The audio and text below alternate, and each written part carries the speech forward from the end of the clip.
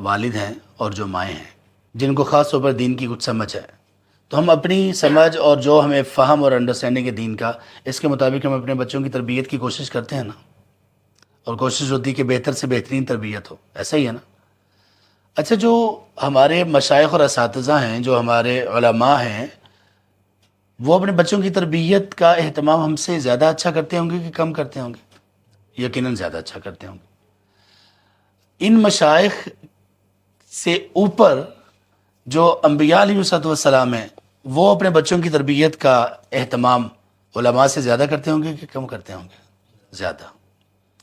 ایک نبی نے اپنے بچوں کی تربیت کی، اہتمام کیا، اور کتنا اہتمام کیا ہوگا، ہم مطلب کچھ نہ کچھ تو سمجھ سکتے ہیں نا کہ وہ اللہ کے نبی ہیں۔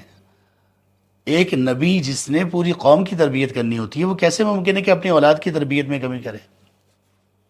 سیدنا یعقوب علیہ السلام بچوں کی تربیت کی، لیکن وہی بچے جب بڑے ہو گئے تو انہوں نے، نبی کے بیٹے ہیں، نبی کے تربیت یافتہ ہیں، لیکن کس قدر بڑے جرم پر انہوں نے اپنے آپ کو راضی کر لیا اور اس کا ارتکاب بھی کر لیا کہ ایک بچے کو، معصوم کو، صرف اور صرف جو ان کا بلڈ ریلیشن میں بھائی ہے، جو ان کا اتنا قریبی ہے، اور اس وجہ سے وہ زیادہ قابل احترام ہے کہ وہ اپنے والد کا لاڈلا ہے۔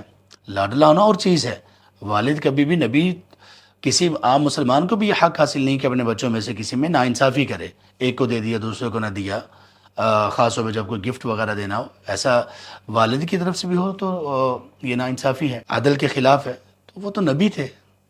لاڈلا ہونا ایک اور چیز ہے، اور وہ کئی اس کے وجوہات ہو سکتی ہیں، لیکن وہ کون سی چیز تھی جس نے ایک نبی کے بیٹوں کو اس بات پر کھڑا کر دیا؟ چھوٹا موٹا کوئی گناہ نہیں ہے، کوئی چھوٹی موٹی غلطی نہیں ہے، قتل، کہ قتل کر دو۔ وہ تو قال قائل منہم لا تقتلوا یوسف، ایک بھائی نے ان میں سے کہا کہ نہ، قتل نہ کرو۔ تو ہمارا مقصد یہ ہے کہ باپ کے سامنے نہ رہے تو بس اس کو کنویں میں پھینک دو۔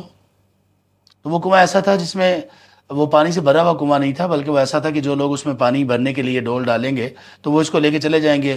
یعنی اصل یہ ہے کہ اپنے ہمارے باپ کے سامنے سے اس کو دور کرو، اور وہ جیلسی اور وہ حسد، اس کا شکار تھے۔ وہ کتنا گھنونا جرم کیا انہوں نے، اور اس کا اثر کتنا ہوا، اس کا یعنی اس کے نقصانات کیا تھے؟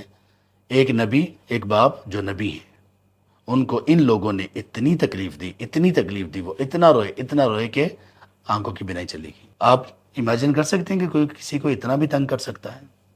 کوئی اولاد بھی اتنی بری ہو سکتی ہے کہ اپنے والد کو اتنا تنگ کرے؟ اللہ، یہ حسد ہے۔